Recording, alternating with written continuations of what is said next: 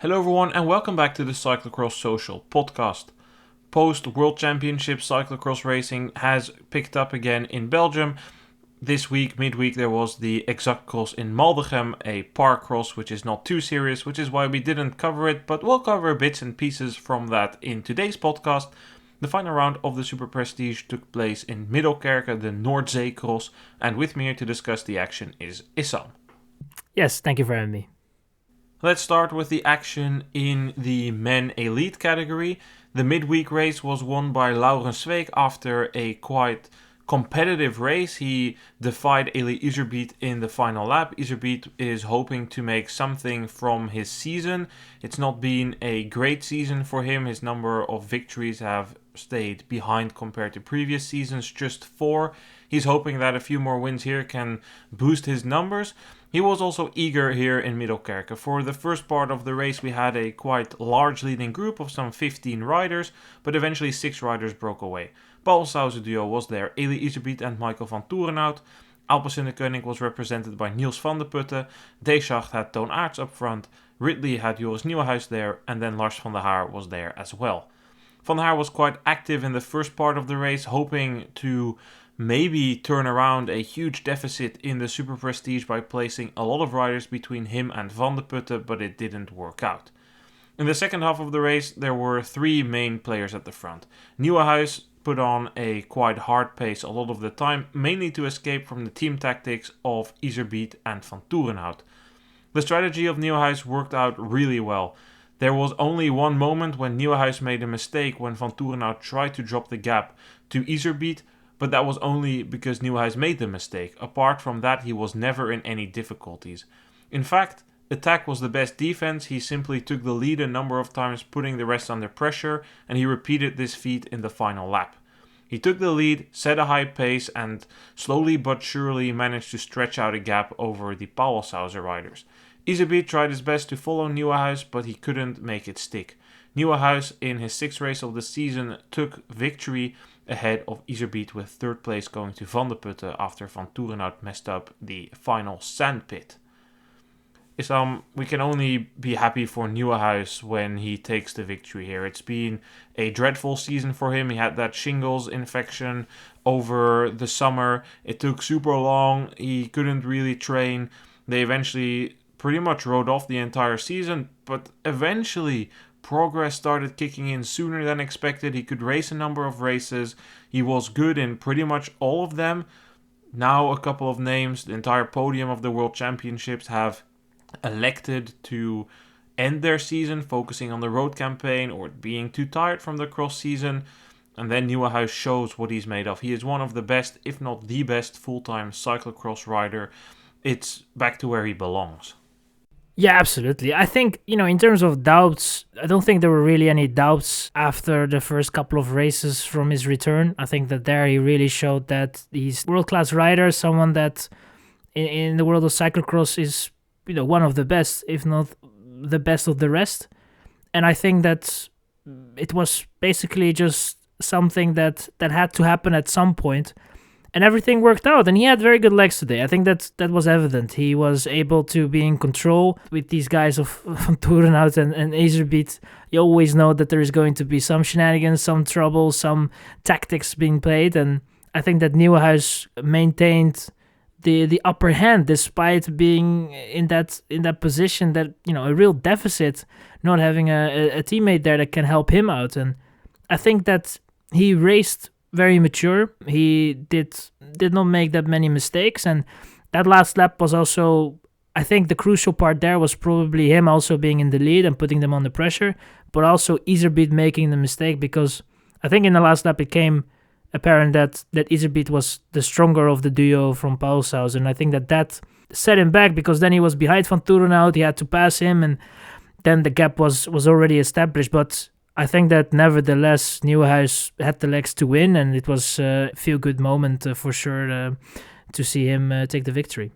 The tactic of Nieuwenhuis to take the lead, attack is the best defense, as I said, worked out really well on this course.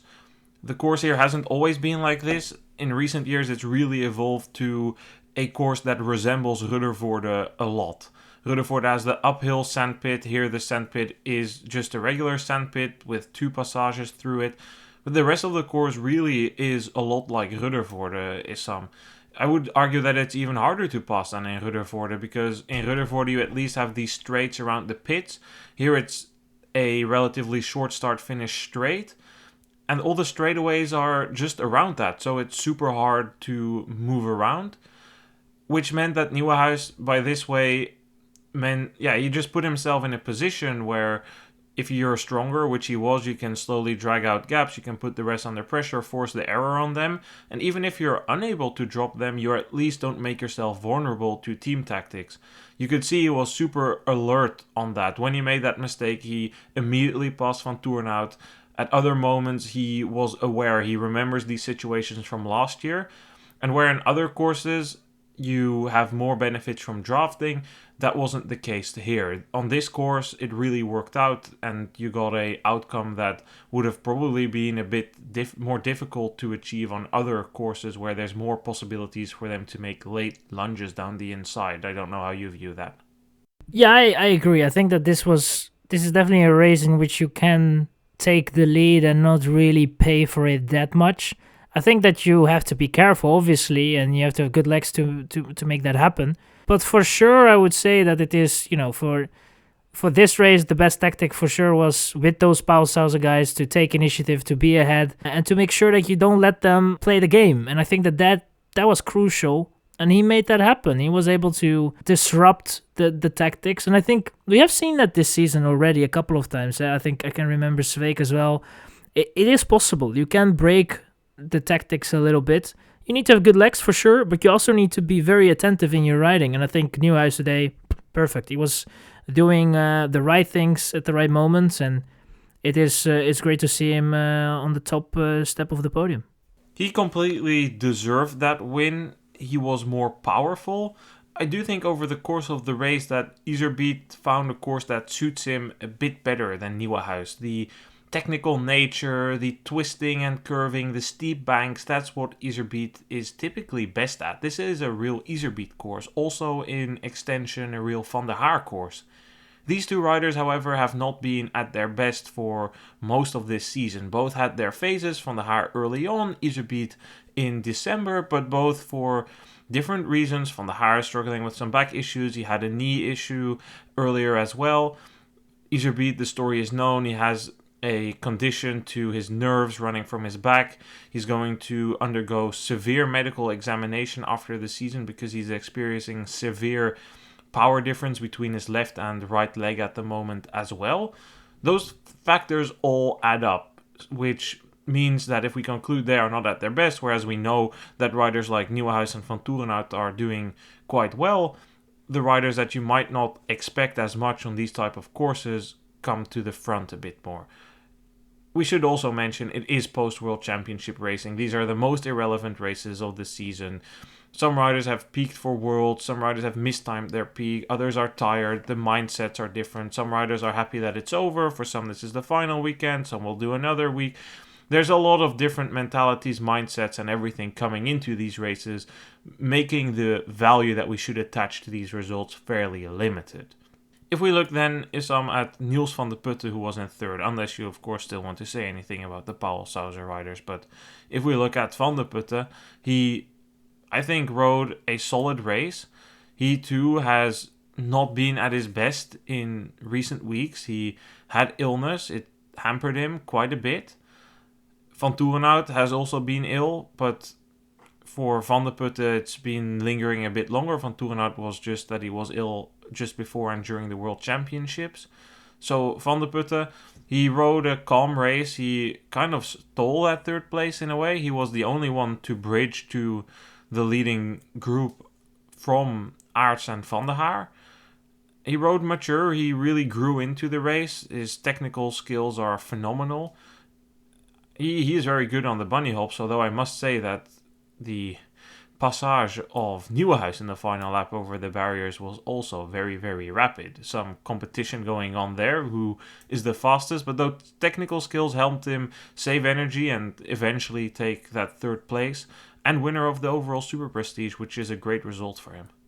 I think for Van de Putte, it's obviously, that is an achievement he will look back on this season and really hold on to very dear, because I think winning a classification, especially a Superprestige, it's not like the World Cup, but still it holds a certain significance, and I think that for him he totally deserved it, because he was able to ride all the races. He was always able to finish well inside, I think, the top 5 most of the time, and I think that eventually was key for his victory in the overall. And he could have been a little bit more attentive in his racing. I think that he maybe spent a little too much energy. He eventually got that because he had to bridge the gap to the front again, and also when Van Toerenhout made that mistake, he was behind him, and then you have to go around him. And I feel that the podium was definitely a deserved podium, but maybe there was a little bit more in it if he was just able to, not bridge the gaps and save that energy more for the last lap, because I think his last lap was quite strong, especially if you look at it. He was closing more to Iserbyt than Iserbyt was closing to Nieuwhuis. But yeah, in the end, I think for him, it doesn't matter second or third. He gets the classification, and that's probably the most important thing for him right now. To me, third felt as the most achievable for Van de Putte today. Van Toerenhout made a stronger impression on me during the race. There's one thing I do want to note about Van Toerenhout. It does look like his behavior, and that's not necessarily only in relation to the team tactics, is causing some frustration, some agony among other riders. This is not the first time that we've seen him get into some disputes with Kevin Kuhn. I remember the one in Diegem where we both were, what is Kuhn doing? We didn't really see anything that was out of the ordinary there. But today the two locked horns early in the race as well. In the sandpit, some unnecessary elbowing by Van Toerenhout, then slowing in front. If we recall last year, Van Toerenhout had an incident in the first lap at this exact course with Ryan Kamp. It's definitely something that's coming to my attention a little bit more, and I will keep an eye on in the upcoming races. There were 2 instances today with Kuhn, also one where I again wasn't really sure what happened, but Van Toerenhout overtook Kuhn, and then it looked to me that Van Toerenhout wanted Kuhn to close the gap when it was his teammate Thijs Aerts up front, which then led to Van Toerenhout making some gestures at Kuhn. Don't know if you have any more insights into that. Insights, no, but I can tell you that, Van Toerenhout might be outside of the sport a nice guy, maybe has a great personality, but in the racing at times he can be a jerk. That is something that you can have as a trait. It's in sports you sometimes have that, but I feel that for Van Toerenhout it will not help him in the long run, because he will just have that, that personality will somewhat stick. And I don't think you will gain anything if you make more enemies than friends in the sport. So with Van Toerenhout, at times I look at it and it's unnecessary. Also with the team tactics, because I think Iserbyt has his way of trying to play them out. But I think for Van Toerenhout, at times it can be really annoying. And I don't think he crossed the line anywhere yet, but it's just adding up. And I think that those things, that when they're adding up, frustrations can get... When you are racing, sometimes the riders can be very hot-headed, and that could result in certain situations. And I think that with Van Toerenhout, I don't wish it to him, but I think that he could maybe cause certain situations, and you don't really want that. So, hopefully that doesn't happen. But if I could give some advice, it would probably be don't be a jerk and be a bit nicer. You can have your elbow out at times, but don't make it that obvious, and don't try to block guys for an entire lap. It doesn't really make sense. And at the end of it, it's just a sport. Try to be, the sportsmanship can also be shown, and it's a good thing if you are able to, to showcase that in a good way. The reason that they are more annoyed about Van Toerenhout than Iserbyt is because Van Toerenhout is the one playing the team tactics most of the time.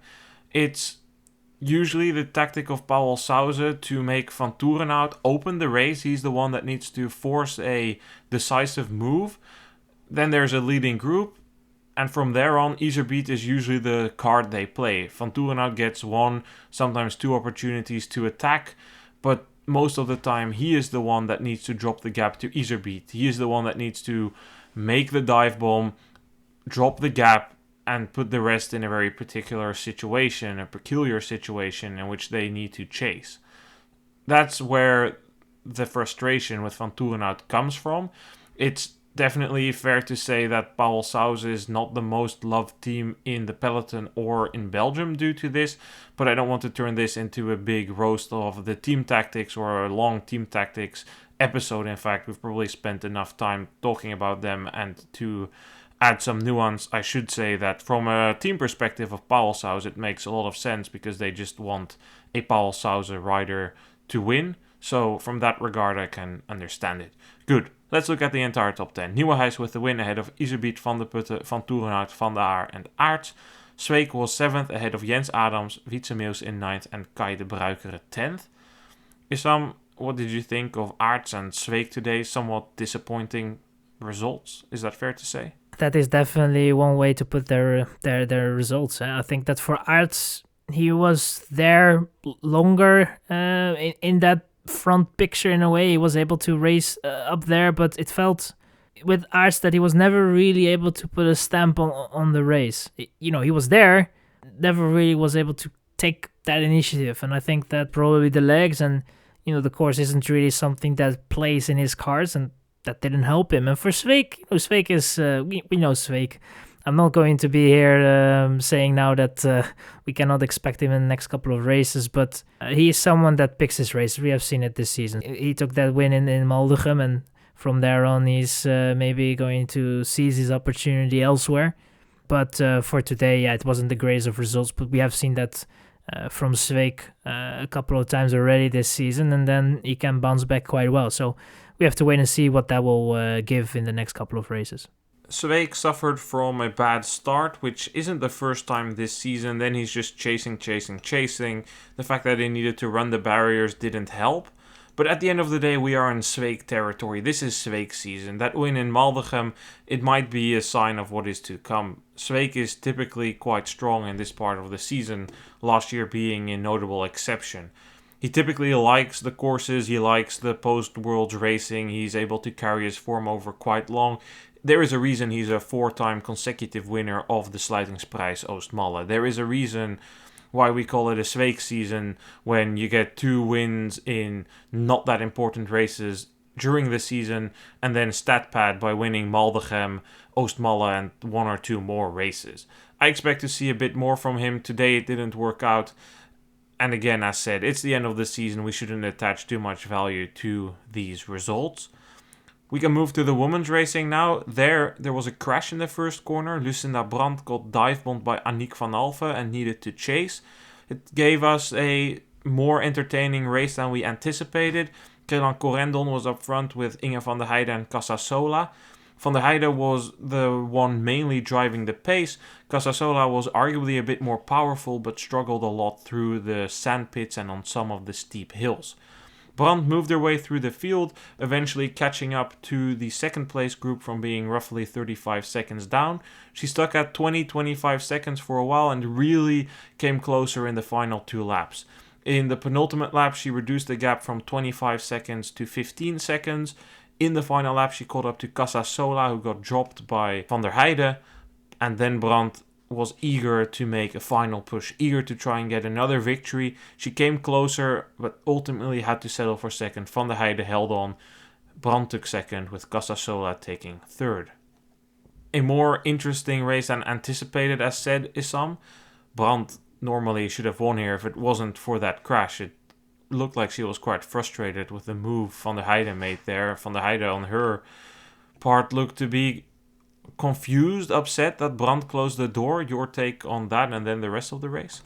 With that corner, it was tricky in a way how that goes, and I think that it's a racing incident. I don't think we have to look too much into that, but it made the racing exciting because what normally should have been a walk in the park for Brandt became a real showdown till the last lap, and it was because of the deficit. And I think that we have to praise Brandt in a way because, my God, I don't think there are that many athletes that would be put in that position so late in the season and still punish themselves, because that's how I looked at it in a way, punish themselves and try to get back to the front. And Brandt is one of a kind, and she will, if there is one athlete that you could pinpoint and say he or she would be capable of doing that, then it's Brandt. And it's lovely to see in a way.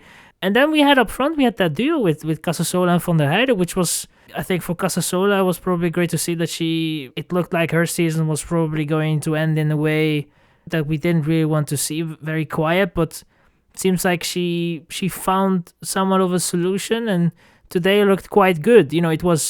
She was making the mistakes for sure. Corners and all that were great, but it was definitely in the sandpit for sure was tricky for Casasola, and I think that Van der Heijden there was able to capitalize a little bit more on the race.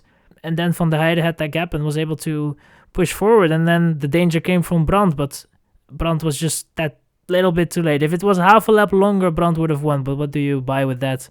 Van der Heijden takes that win, which was, I think, great to see. Because, with Van der Heijden, she had a very good season. But it was most of the time in the shadow of, sure, this is after the World Championships, which doesn't... the prestige of this win is not going to be sky high, but still, it's a win, and I think that she will, she will cherish that moment quite well. A few things to break down. First, it's great to see Van der Heijden finally land a huge victory like this. It's been a long time coming, and that's a cliche, but it really is true. She won the U23 world title in Bogense. It feels like she's been around forever. I recall that 2019-2020 season when she came in racing for Liv. She just won that world title there. She was really racking it up on the fast courses. That season she was 4th in Iowa. She came to Europe wearing the leader's jersey, I believe, of the U23 World Cup. She was really up there doing well on the fast courses in Kokzijde, in Zolder, struggling more on the more muddy courses. She was the favorite for the world title in Dubendorf, but the course became muddy and that didn't suit her at the time. She's developed into a versatile rider, but after her, if you look at those results of the Bogense World Championships where she won, there was a whole generation of other U23 talents that raced there that overtook her. It was Alvarado, who was one of the favorites there, who moved past her. Pieterse, who raced there as a junior, moved through. Van Anrooy, who finished 16th there. Pieterse was 6th for reference as a junior. Van Anrooy was higher in the mix, but suffered some misfortune in that race. Those riders moved through, leaving Van der Heijden behind. And that's a tough situation. She has struggled to find her way. What am I going to do? Am I going to focus on my road career? Am I going to focus on my cross career? It's become more of the latter. She's prioritized this. She's always been up there just on and mostly just off the podium. But then now to finally land such a victory is just great for her.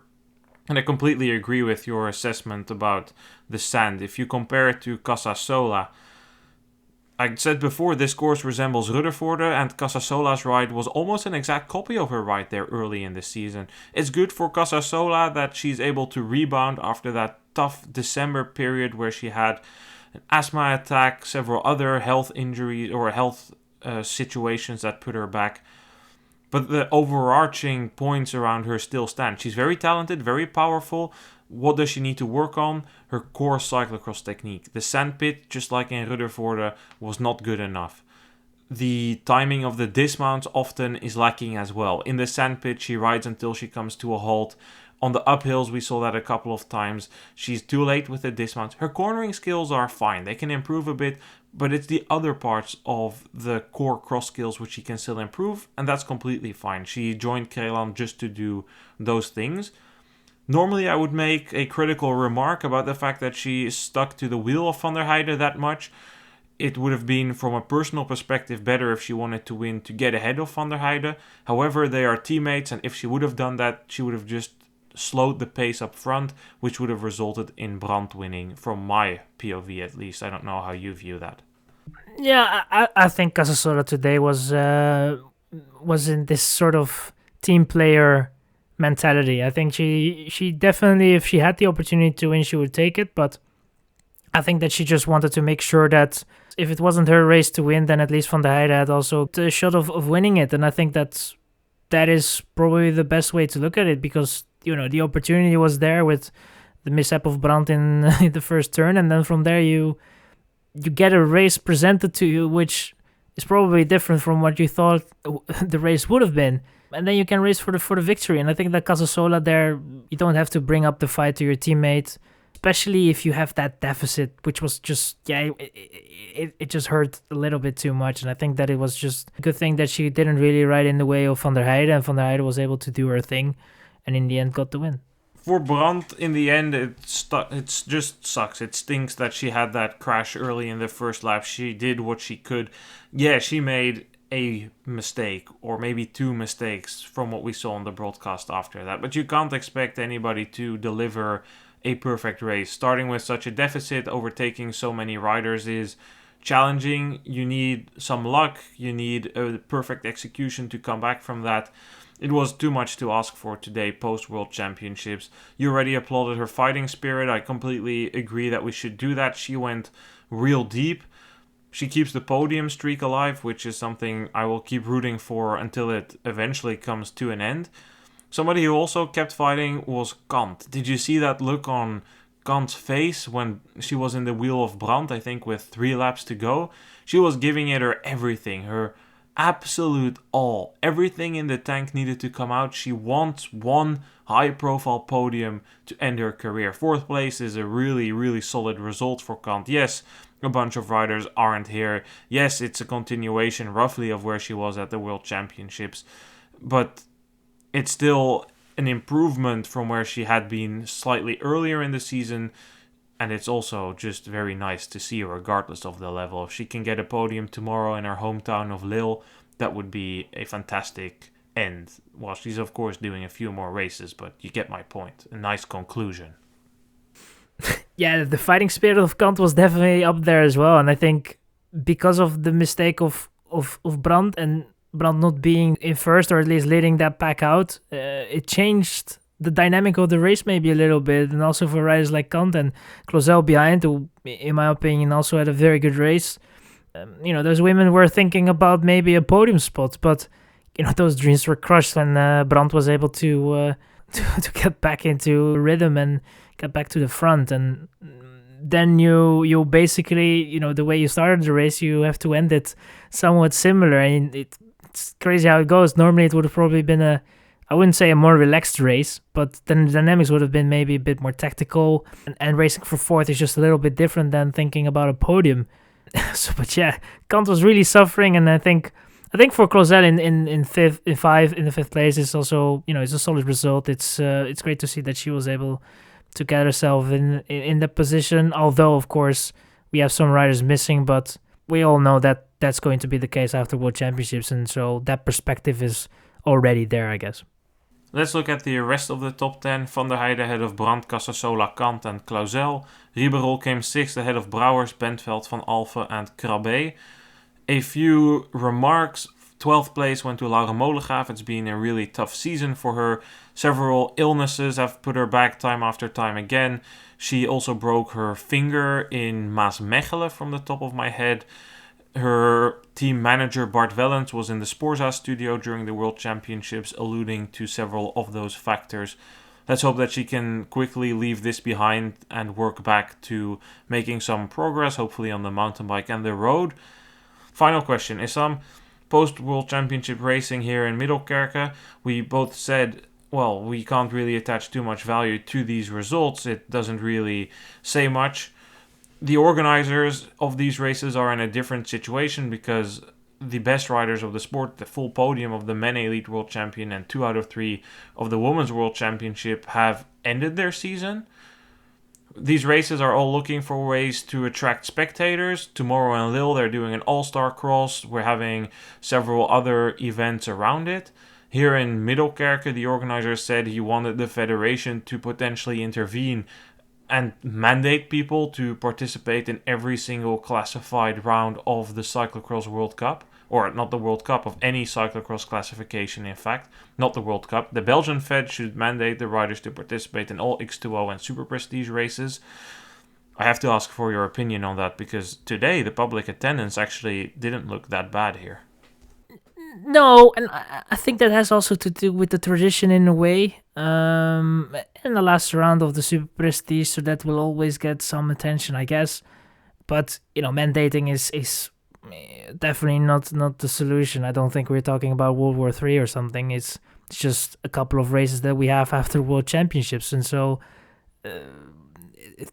I feel that these races are similar to, in terms of importance, they are a bit similar to what you have after the Tour de France. You have like those crits where you have the yellow jerseys sometimes comes there and gets invited, and some other well named riders go there as well because they had the Tour de France, and and they get paid quite some money, and it's a show, and you have a predetermined winner in a way because it's not really a competition. I'm not saying that should be the case, but I definitely feel that is the vibe that you get around these races. It's a bit empty.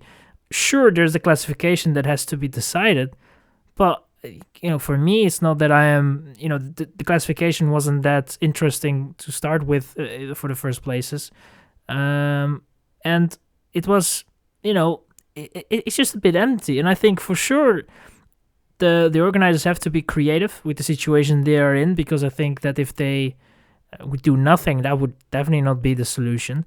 But I don't see anything in mandating, because you will probably have a lot of riders that will say that they are either sick or they are having any injuries or something is wrong with them, and I don't think that is the solution.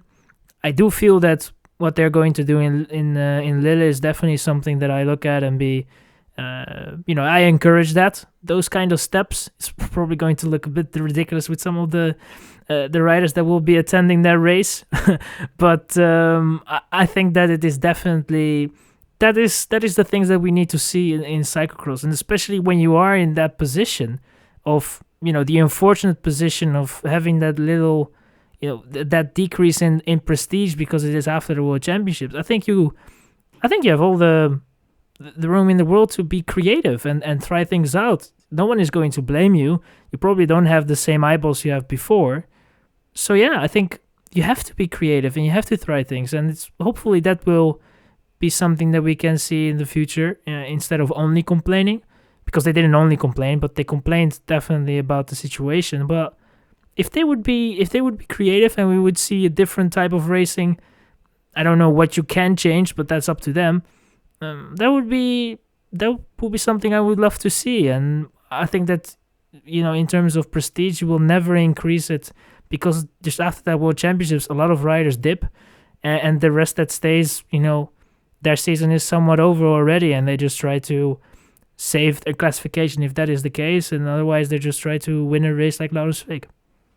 Maybe the organizers looked at the start list of the All-Star Cross tomorrow in Lille and thought that we were in 1993 again. The idea that all riders should do a full season, that's kind of ludicrous. He did say that the riders are drawn by the money from the road, and he understands that, but it's really hurting his race, so something should be done.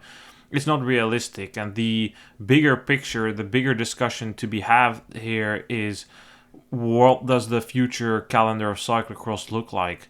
Is there need for post-Worlds racing? You can argue yes for the full-time riders. I can definitely see that point. On the other hand, the question becomes, what is the role of the classifications? Over the past 10 or so years, they have definitely been diminished quite a bit, and that's something I don't really see changing. The public attendance was good. As said, those initiatives that they do in Oostmalle or also in Lille tomorrow, those are good to encourage public attendance. We'll likely hear more complaints when we get towards Brussels, but that's the way the cookie crumbles. It's the downside of being in this part of the season. They willingly choose for these dates. They have no ambition to change. The public attendance today was quite good, so you can look into alternative ways if you want to facelift your event again. Fair points were made that for next year the sponsor pool will be quite tight because the city of Middelkerke is organizing the European Championships on a different venue, whereas this race intends to stay on its current dates. That would make 2 cyclocross races in Middelkerke next season. I think that will cover it, Issam. Thank you so much for your time. Thank you for having me, and can't wait for tomorrow, Lille, to round up a double weekend, and then yeah, then we have still, 2 weekends of racing left and the season is over. Definitely, and just one weekend of televised racing. Doesn't look like Oosmalla will be on. Highly contested race tomorrow. We're seeing at the start line Peter Dlask taking on Zdenek Štibar, Erwin Vervecke, Bart Wellens, Kevin Pauls. It will be a feisty affair. No, unfortunately, no broadcast of the All-Stars race. I'm sure it will be great fun for those watching and viewing in person. Thanks everyone for listening. We will be back tomorrow. Goodbye.